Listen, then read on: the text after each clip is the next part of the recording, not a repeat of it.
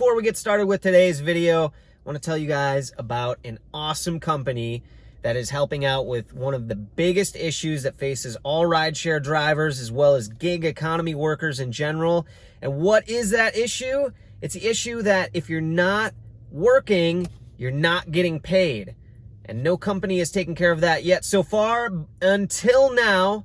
Cover. You can check them out in the video description below. There's a link there. If you're sick, if you're injured, or if you're in an accident, your car's in the shop, any of those things, Cover has you covered up to 80% of your income, and they pay out the same day. So for a free 30-day trial with Cover, click on the link in the video description below.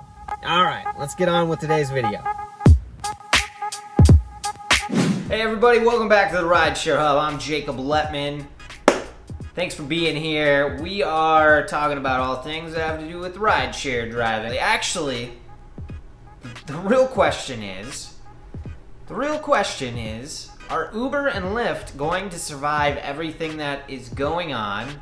And, I mean, right, at first you're like, yeah, of course. I mean, yeah, a lot of businesses are struggling and stuff, but if you really think about it, and I don't know if you guys have looked into this at all, but big corporations are losing tens of millions of dollars, hundreds of millions of dollars, ridiculous amounts of money. Think about like all the casinos on the Vegas Strip that have been closed and how many millions of dollars, just insane amounts of money. One of the companies that I teach for part-time, Topgolf, they are letting go of a bunch of people and they make tons of money and they're cutting people, and so we're seeing this trend starting to happen because millions of dollars in big corporations, that just doesn't come back from nowhere, you know? So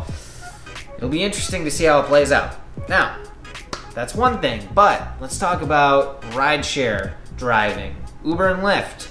Are they going to be able to survive this, and when or if will things get back to normal with rideshare driving? My personal thought is that I don't even know if Uber and Lyft are going to survive this, and there's a few reasons why I think that. First of all, we know that rideshare demand was down 90% or more in the biggest markets for rideshare rides. 90%. So we're talking about the majority of revenue for month and a half, and Uber's worldwide, so they're not just taking a hit in the US, they're taking a hit in many different countries worldwide. On that note, Uber's CTO has stepped down, and it is rumored that they plan on laying off 20% of their workforce. Lyft has already laid off 17% of its workforce. So they're thinning out, they're cutting a lot of salaried positions, trying to save money basically. And what's bad about that is it's one thing if that happens in other corporations that have to take care of their employees, right, through a situation like this. Uber and Lyft, they didn't do jack squat for the drivers during all of this. They didn't do anything. They did literally, I mean, when it comes down to it, if you look at what they paid out with their sick pay program, they didn't do crap for drivers. That's one, also a big reason why I think they're looking at maybe the end of days when we come out on the other side of it. I really think it is a very viable thing that those companies could fold.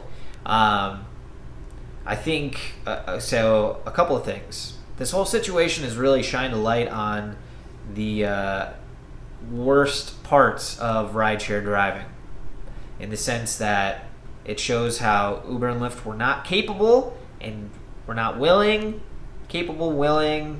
to step up to the plate and help their drivers, which is where all 100%, well, until they got investors, but that is where the majority of all of their income comes from, is from us, the drivers, the rideshare drivers, you, me. That's where their income comes from.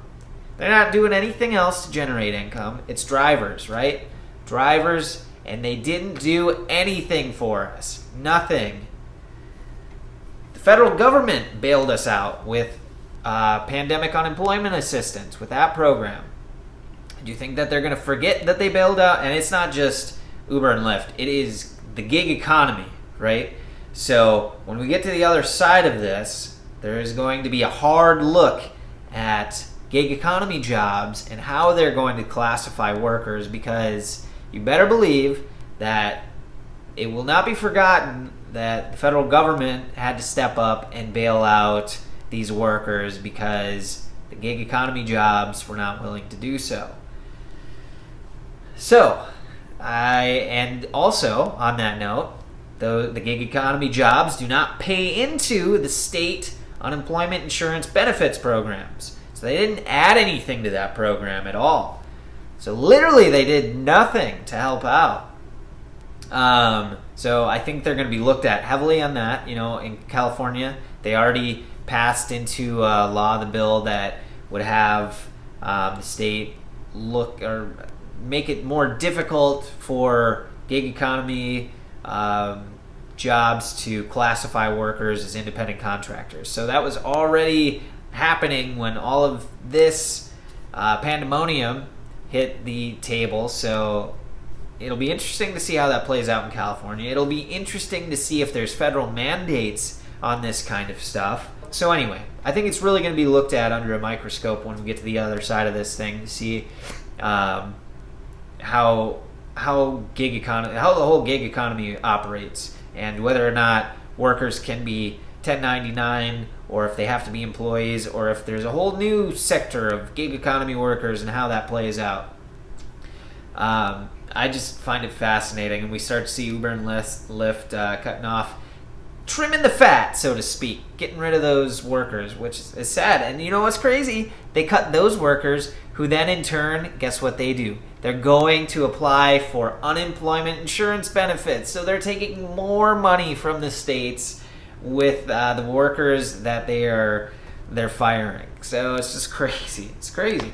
And then finally, the final thing that I wanted to say on this topic is that any investors out there, anybody with an idea of how to do rideshare driving better for the drivers, the passengers, they have a pretty good setup, right? They don't have to pay a lot of money. It's way cheaper than taxis. They get better service. Usually it's faster. So it's already a good system for passengers. But for the drivers, not so much.